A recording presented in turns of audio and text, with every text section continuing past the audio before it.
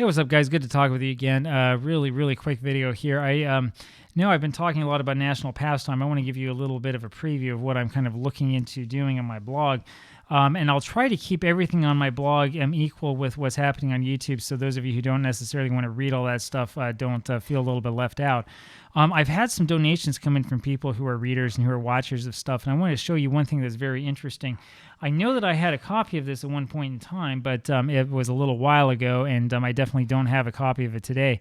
This that we're looking at right now is, and I can't really make them much bigger, this is a copy of the roster sheet that came with National Pastime. Now, it's not a great copy. It's in black and white. I think the original is in yellow, so I don't know exactly what the story is behind it.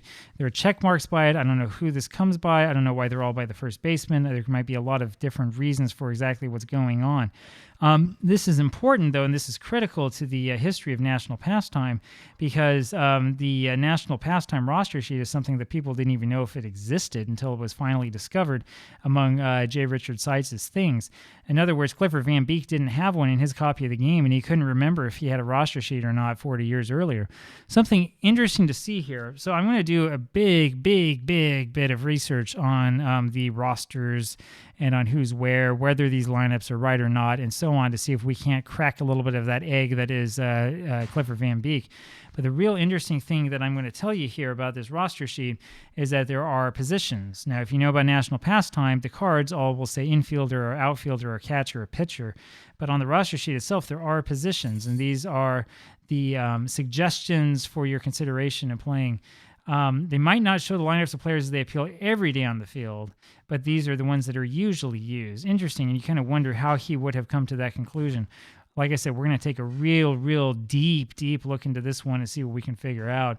In the end, the interesting thing about these lineup sheets, as I said, will be to check to see if the positions are correct and to check to see if the order is entirely correct. The next question, of course, is with all of these players on these teams, there's 18 per team, who was left out, and what can we find out about the players who were left out? Is there something special about them? Is there something unusual that's happening, and so on and so forth? So a lot of good stuff to look forward to here, both on the blog and on the channel. Just wanted to give you a quick sneak peek of this. As I've been saying before, and as I've been saying the whole time, there's something interesting about National Pastime. There's something deep about the game that I think a lot of people don't necessarily realize, including people who are longtime fans of these games, who are aware of it, and who are fans of APBA. And so we're going to start digging into the stuff that people may have ignored or may have missed at some point in time in the past. And hopefully the more that we dig into this stuff, the more interesting things we're going to find. Who knows what we're going to find? Who knows what information's out there and what has been sort of forgotten over the years?